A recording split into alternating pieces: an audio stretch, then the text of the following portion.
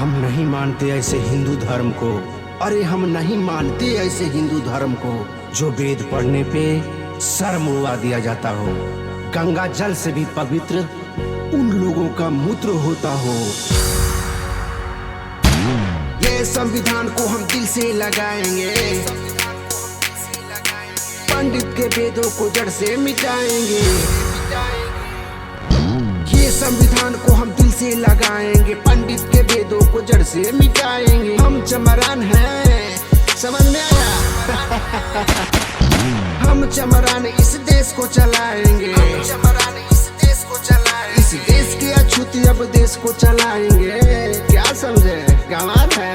हम चमरान इस देश को चलाएंगे, हम चमरान इस देश को चलाएंगे।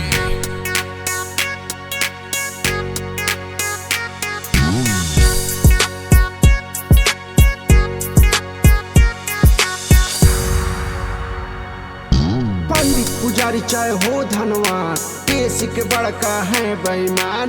गाय को अपना माँ बना के बलि चढ़ाते हैं इंसान, चढ़ाते हैं इंसान। पंडित पुजारी चाहे हो धनवान, देश के बड़का है बेईमान। गाय को अपना माँ बना के बलि चढ़ाते हैं इंसान, चढ़ाते हैं इंसान। पूजा हवन देखो अब ना कराना है, पापी और पुण्य से अब ना डराना है। हम चमरान हैं बाबू, थोड़ा बचिए के रहिएगा, इस देश को चलाएंगे।